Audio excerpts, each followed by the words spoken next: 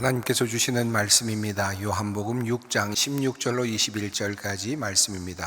하나님께서 오늘 우리에게 주시는 말씀 신약성경 요한복음 6장 16절로 21절 말씀입니다. 주님의 말씀을 봉독합니다.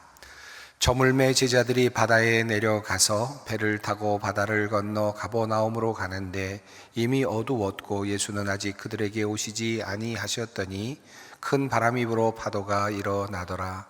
제자들이 노를 저어 12여리쯤 가다가 예수께서 바다 위로 걸어 배에 가까이 오심을 보고 두려워하거늘 이르시되 내니 두려워하지 말라 하신대 이에 기뻐서 배로 영접하니 배는 곧 그들이 가려던 땅에 이르렀더라.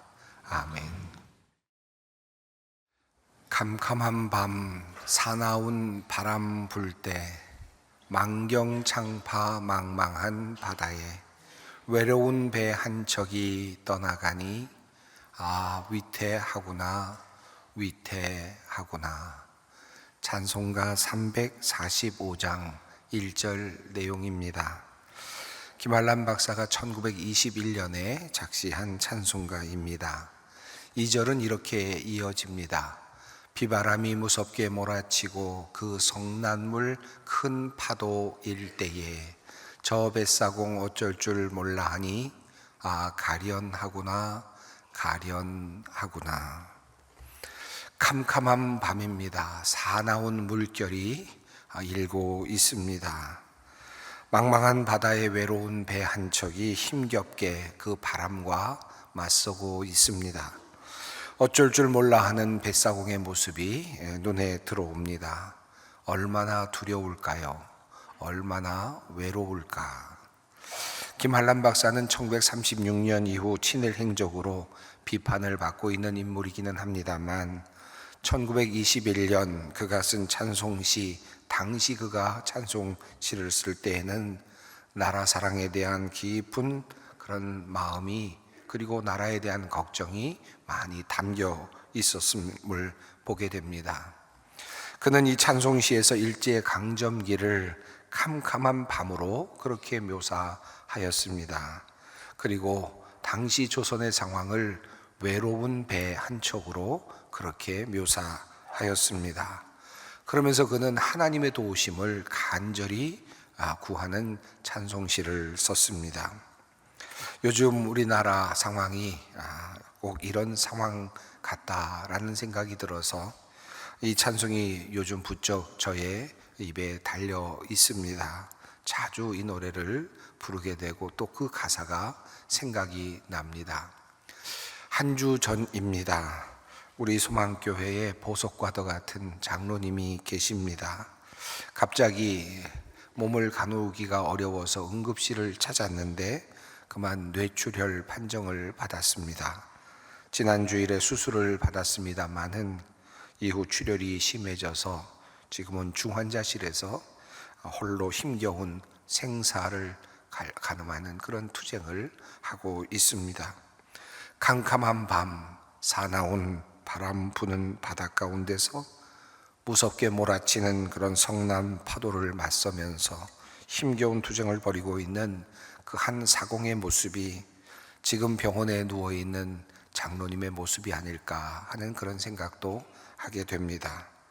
캄캄한 밤, 망망한 바다, 무섭게 몰아치는 밤, 그리고 외로운 배 한 척, 위태한 가운데 있는 우리 장로님이 힘겨운 싸움을 잘 싸워주기를 기도하고 있습니다.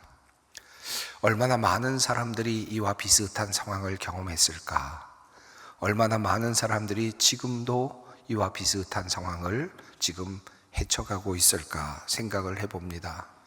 사업을 하던 중에 망망한 바다에 떠 있는 것처럼, 그런데 세찬 파도가 몰려오고 홀로서는 도저히 감당할 수 없을 것 같은 그와 같은 경험을 하면서 애타게 그렇게 살아가고 있는 그런 어떤 사람도 있겠죠. 가난 그 자체를 극복하기 위해서 힘겨운 싸움을 하고 있는 사람도 있을 것입니다.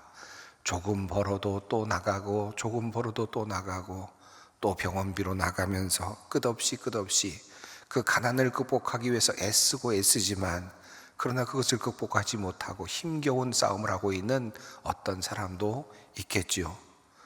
또 병에 걸려서 건강과 사투를 벌이고 있는 분들도 있습니다. 앞서 말씀드린 장로님처럼 병원에서 또 힘겨운 싸움을 벌이고 있는 그런 분들도 많이 있습니다. 억울한 재판 또는 모함을 받아서 힘겹게 정의를 펴기 위해서 그렇게 애쓰며 힘겨운 싸움을 싸고 있는 또 다른, 배를 타고 있는, 외로운 배 한 척을 끌고 있는 또 다른 한 그런 선원도 있을 것입니다. 오늘 말씀은 인생을 살다가 갑자기 풍랑을 만나 힘겨운 싸움을 하고 있는 분들을 위한 주님의 말씀입니다. 힘겨운 삶을 살아가고 있는 분들이라면 오늘 말씀이 여러분들에게 큰 위로가 되기를 간절히 바라는 마음입니다. 오늘 본문 말씀은 이미 함께 읽었습니다마는 그다지 매력적으로 다가오는 그런 느낌의 말씀은 아닙니다. 자세한 내용이 들어있지도 않고 감정적으로 풍부함이 담겨 있지도 않은, 좀 어찌 보면 거칠은 단순한 표현의 그런 양식으로 되어 있는 그런 성경 본문입니다. 단순한 내용과 구조로 이어지고 있는 말씀이죠. 오늘 본문 말씀은 이렇게 시작이 됩니다. 저물매 제자들이 바다에 내려가서 배를 타고 바다를 건너 가버나움으로 가는데 이미 어두웠고 예수는 아직 그들에게 오시지 아니하셨더니, 이것이 오늘 본문의 이야기의 시작입니다. 오늘 본문 앞부분을 보면 예수님께서 보리떡 5개와 물고기 2마리로 5,000명을 먹이시는 기적을 보여주시는 장면이 바로 오늘 본문 말씀 앞에 놓여 있습니다. 오늘 본문 바로 다음에 나오는 이야기는 많은 사람들이 예수님을 찾아서 배를 타고 걸어서 예수님이 있는 곳으로 몰려 들어오고 있는 그런 내용이 바로 뒤에 붙어 있는 내용입니다. 한마디로 말하면 예수님께서 왕성한 사역을 하고 계시던 바로 그때, 예수님께서 사람들에게 기적을 보여주시던 바로 그때 일어났던 일입니다. 예수님께서는 오병이어의 기적을 보여주신 다음에 사람들이 예수님 앞으로 몰려 들어오는 것을 보시고는 잠시 자취를 감추셨습니다. 예수님께 드려지고 있는 그런 인기라고 그럴까요? 영광이라고 그럴까요? 이와 같은 것들을 피하시고자 하신 것 같습니다. 자기를 감추시고 그리고 산으로 올라가셨습니다. 자기를 비울 줄 아는 참으로 지혜로운 예수님의 모습입니다. 예수님께서 잠시 자리를 비우신 바로 그때 당연히 제자들만 남아 있었겠죠. 그리고 날이 저물었습니다. 그런데 흥미롭게도 제자들은 예수님을 두고는 그냥 배를 타고 가버나움으로 향합니다. 오늘 이야기가 바로 그 내용입니다.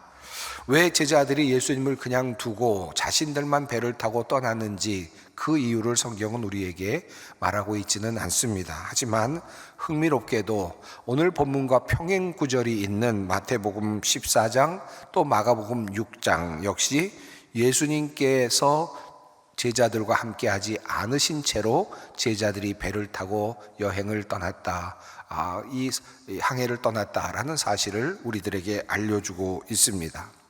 그러므로 오늘의 이야기는 단순하지만 매우 중요한 한 가지 사실로부터 시작이 됩니다.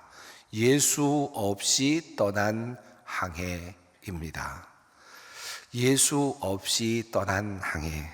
가버나움에서 만나기로 약속을 했을지는 모르겠습니다만 분명한 것은 제자들은 예수 없이 자신들만의 항해를 시작하였습니다.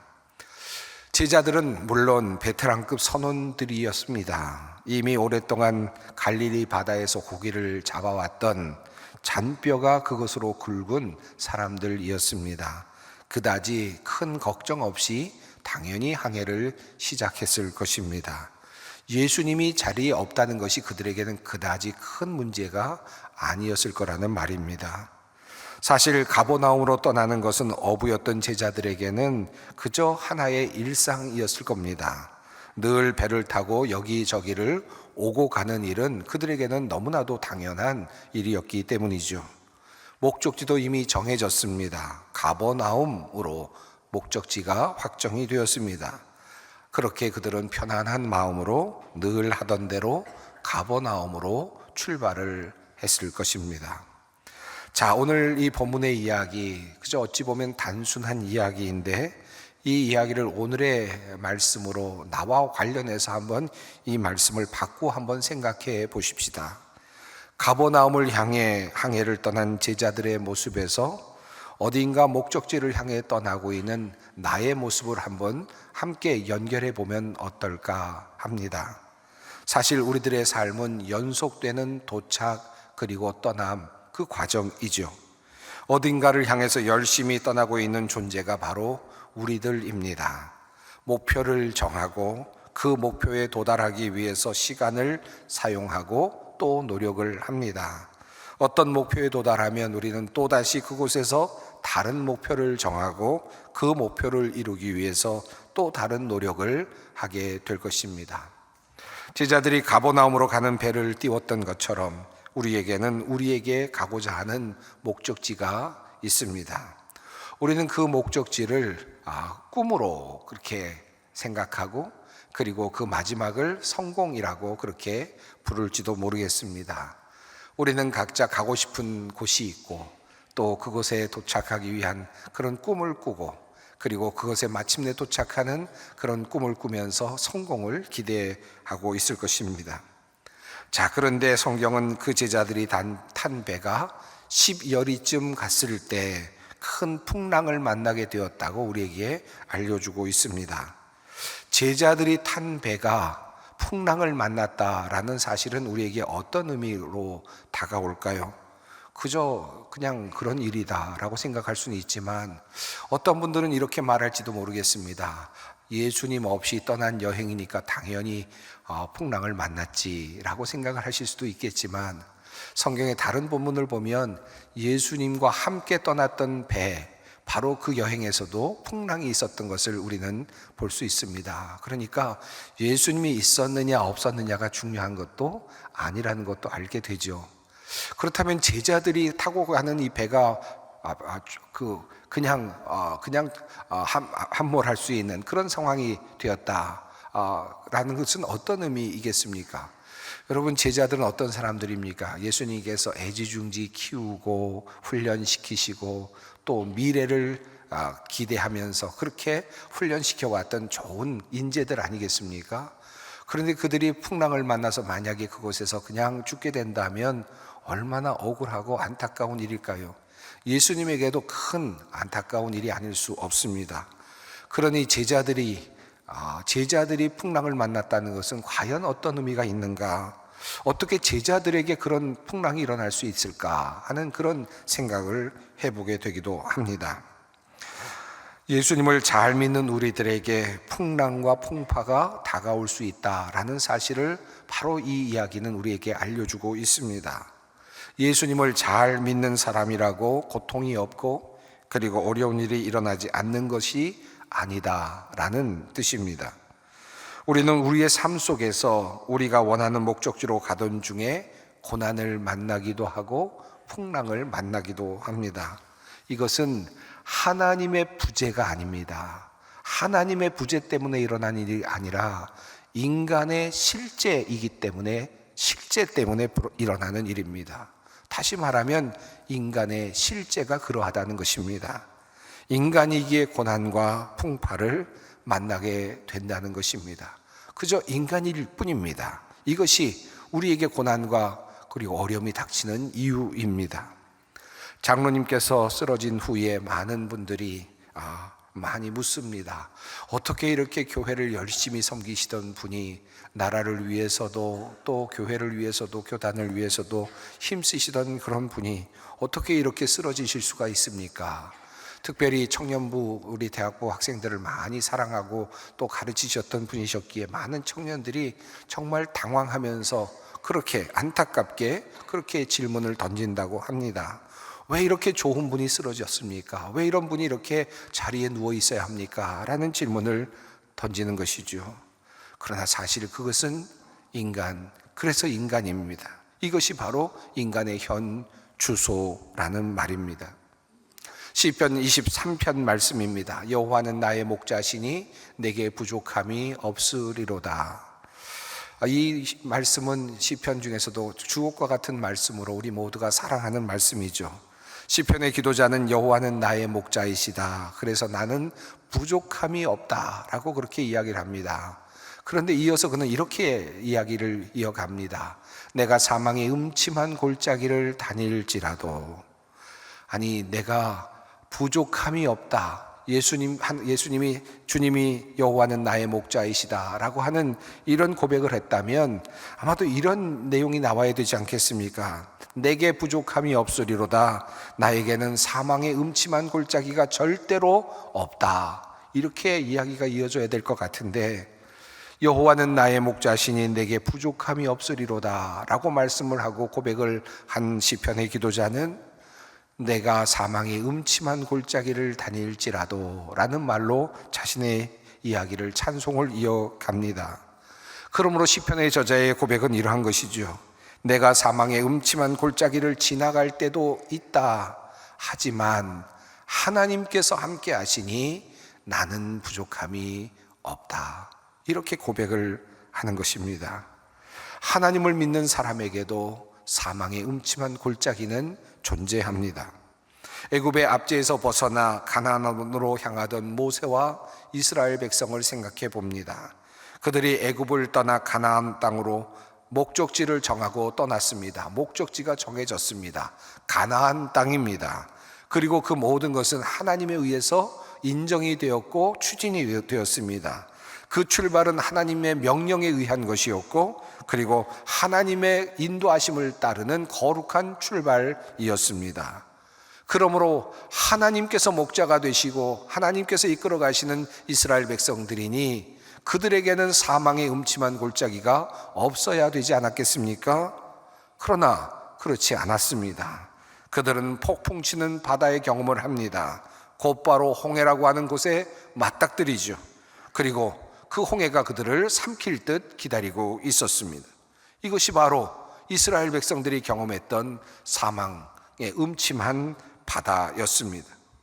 이 모든 것이 우리 인간이 경험하게 되는 이 삶의 현실이라 할 수 있습니다. 많은 사람들이 자신이 가고자 하는 목적지를 향해서 출발합니다만, 또한 많은 사람이 또 그 과정에서 이렇게 폭풍을 만나고 위태한 일을 경험하게 됩니다.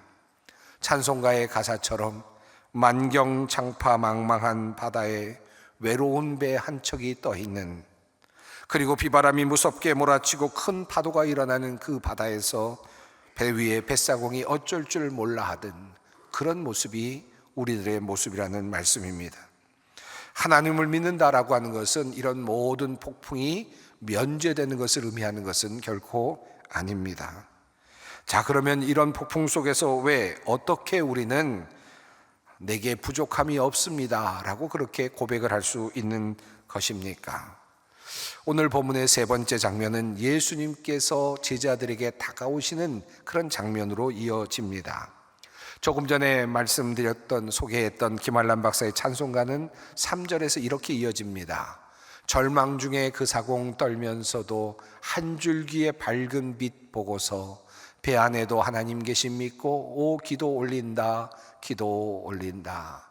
아버지여 이 죄인 굽어보사 성난 풍랑 잔잔케 하시고 이 불쌍한 인생을 살리소서. 오 우리 하나님 우리 하나님. 오늘의 본문은 폭풍을 만난 제자들에게 예수님께서 바다 위로 걸어오셨다는 사실을 우리에게 알려주고 있습니다. 여기서 한 가지 조금 고민스러운 부분이 있긴 합니다. 왜 예수님께서 바다를 걸어오셨을까? 과연 예수님께서는 사람들에게 바다를 걸으실 수 있는 능력을 보여주시고 증명하시기 위하셔서 그런 일을 하셨을까?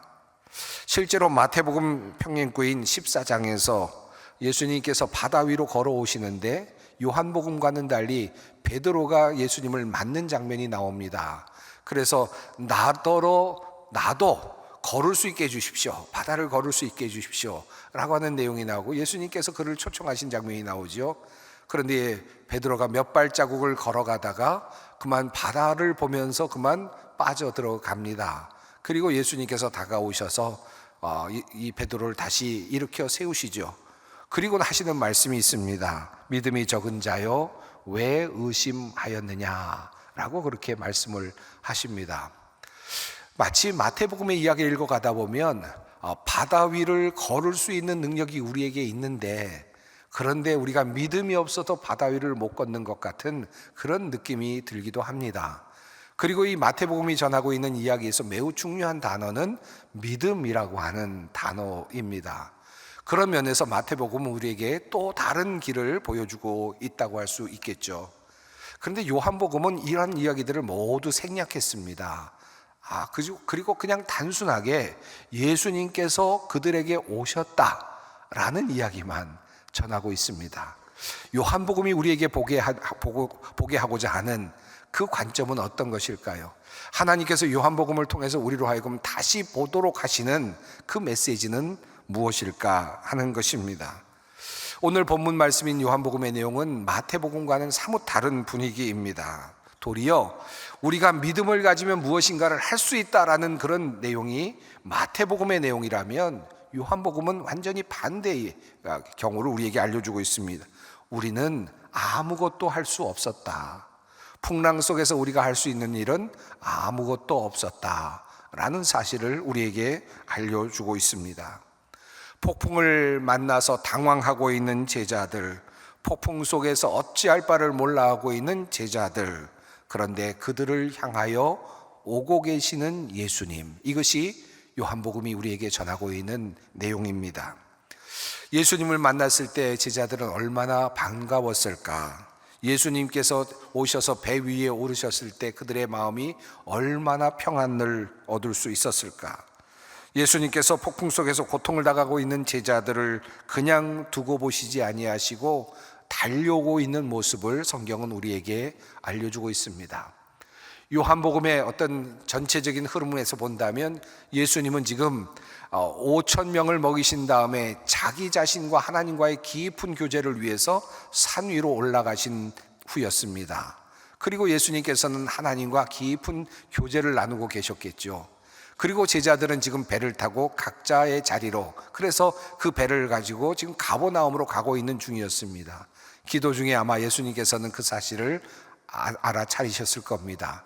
하나님과의 깊은 교제를 중단하시고 하나님과의 깊은 기도의 자리를 끝내시고 예수님께서는 자리를 박차고 일어나십니다. 그리고 제자들에게 향하여 달려오시는 겁니다. 10리쯤 지났다라고 되어 있으니까 바다로부터 시작해서 해변으로부터 시작해서 한 4km 정도 들어간 위치였습니다. 거기까지 예수님께서는 한 걸음으로 달려오셨다는 것입니다.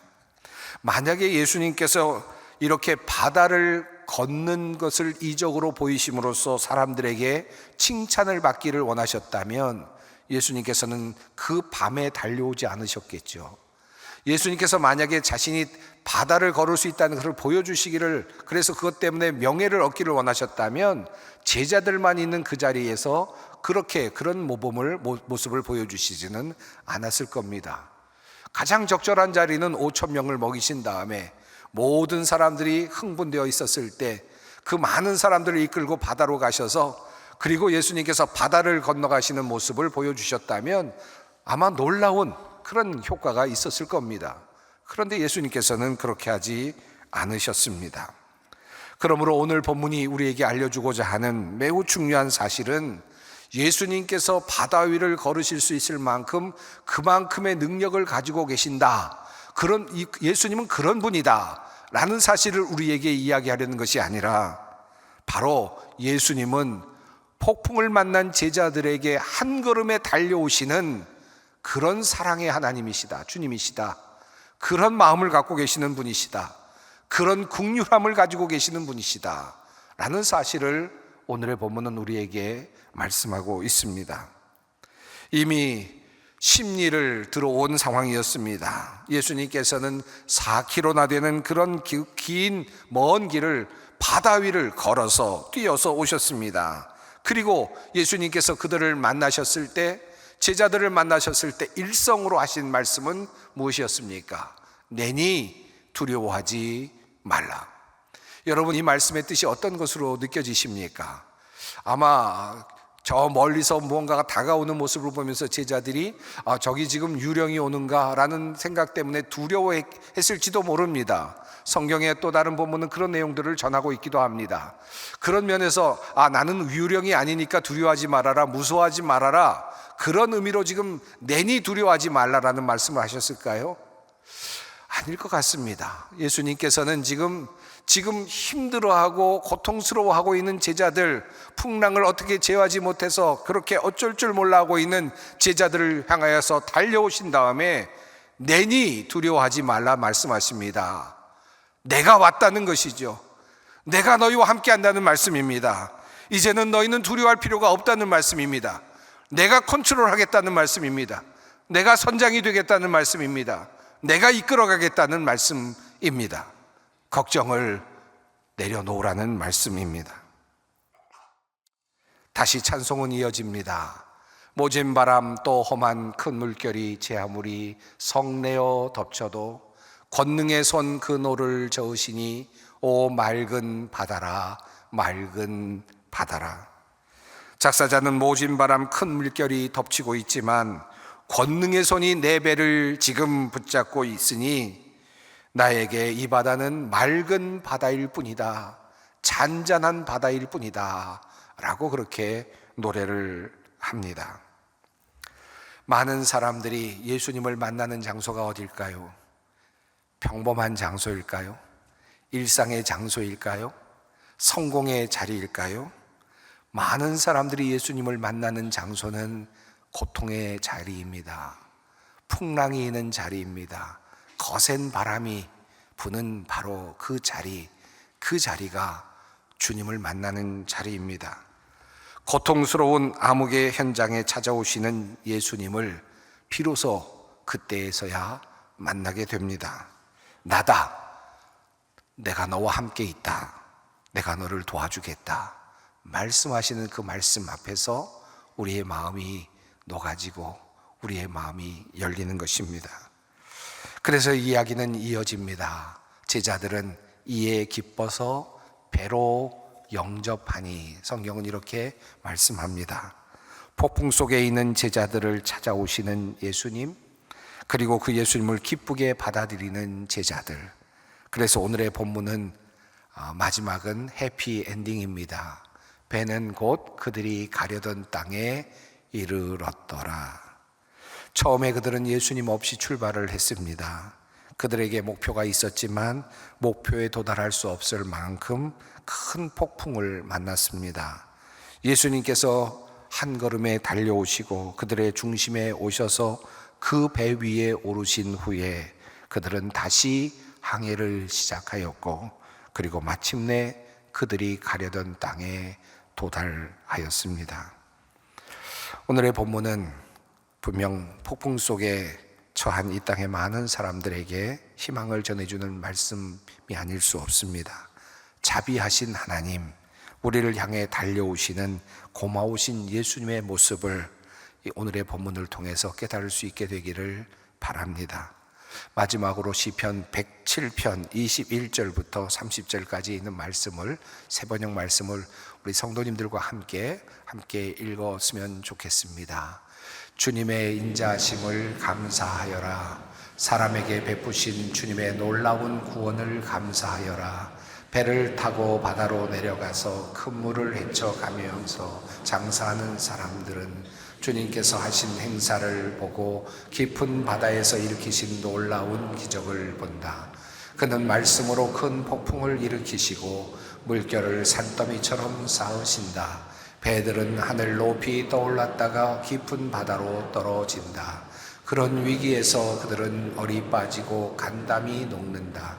그들이 모두 술 취한 사람처럼 비틀거리며 흔들리니 그들의 지혜가 모두 쓸모없이 된다. 그러나 그들이 고난 가운데서 주님께 부르짖을 때 그들을 공경에서 벗어나게 해 주신다. 폭풍이 잠잠해지고 물결도 잔잔해진다. 사방이 조용해지니 모두들 기뻐하고 주님은 그들이 바라는 항구로 그들을 인도하여 주신다. 아멘. 기도하겠습니다. 거룩하시고 자비로우신 하나님, 우리가 비록 사망의 음침한 골짜기로 다닐지라도 주께서 우리와 함께하여 주심을 다시 기억합니다. 주님을 따르며 불안해하지 않게 하시고 두려워하지 않게 하여 주시옵소서. 주님과 함께하는 하루하루가 맑은 바다를 항해하는 것임을 영의 눈을 열어보게 하여 주시옵소서. 주님께서 주신 말씀 깊이 마음에 새기고 기쁨으로 살아갈 수 있도록 성령님 역사하여 주시옵소서. 우리 구주 예수 그리스도의 이름으로 기도드리옵나이다. 아멘.